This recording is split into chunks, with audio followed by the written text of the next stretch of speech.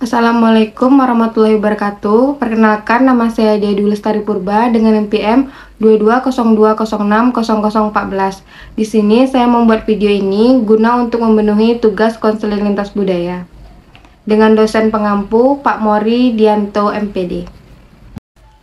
Baik, di sini saya akan menjelaskan materi tentang budaya dan perilaku bahasa. Yang pertama, budaya dan perilaku bahasa. Yang kedua, faktor-faktor bahasa dalam konseling lintas budaya.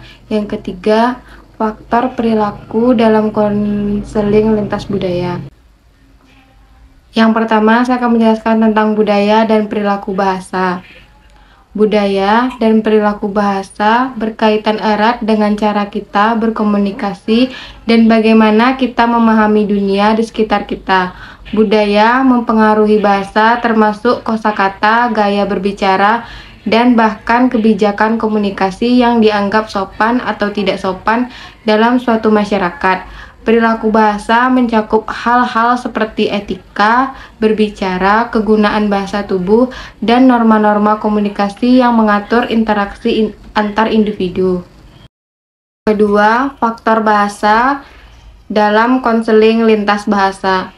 Dalam konseling lintas bahasa, faktor bahasa memegang peran penting dalam memastikan komunikasi yang efektif antar konselor dan klien dari latar belakang budaya yang berbeda. Ada beberapa faktor bahasa yang relevan.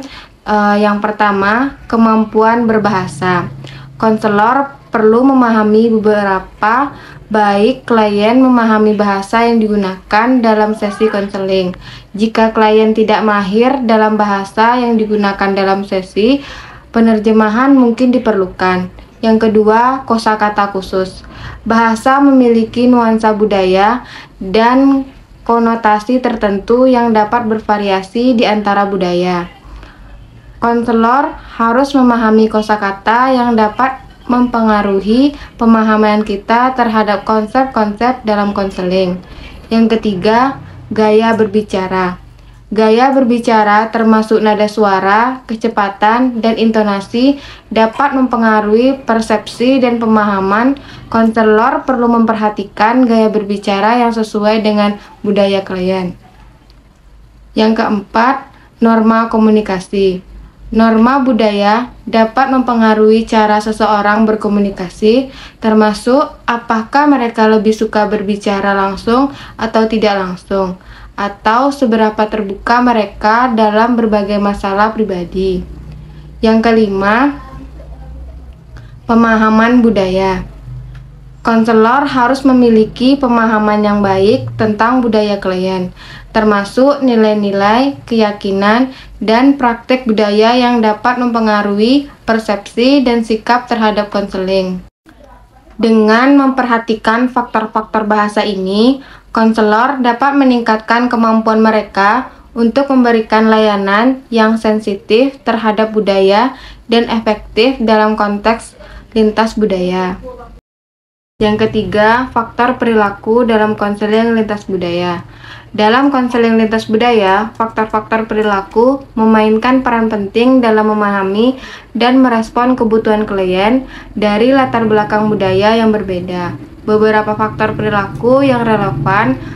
Yang pertama, ekspresi emosional. Cara individu mengekspresikan emosi mereka dapat bervariasi berdasarkan budaya.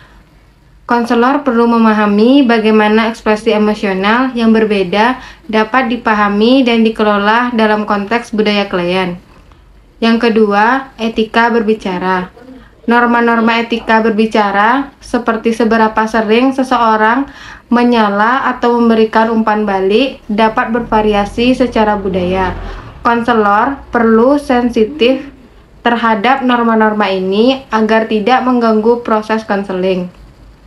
Yang ketiga, pola komunikasi kelompok.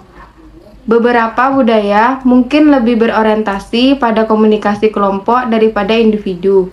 Konselor perlu memahami dinamika ini dan menyediakan ruang untuk memfasilitasi partisipasi keluarga atau kelompok dalam proses konseling. Yang keempat, gestur dan bahasa tubuh. Gestur dan bahasa tubuh dapat memiliki makna yang berbeda dalam berbagai budaya. Konselor perlu memperhatikan dan menginterpretasikan bahasa tubuh klien dengan sensitivitas terhadap konteks budaya mereka. Yang kelima, norma-norma sosial. Norma-norma sosial seperti hierarki dan kepatuhan terhadap orientasitas dapat mempengaruhi dinamika interaksi konselor. Konselor perlu memahami dan merespon norma-norma ini dengan memperhatikan kebutuhan dan preferensian klien. Dengan memperhatikan faktor-faktor perilaku ini, konselor dapat meningkatkan kemampuan mereka untuk beradaptasi dengan kebutuhan klien dari latar belakang budaya yang berbeda dan memberikan layanan konseling yang efektif dan responsif secara lintas budaya.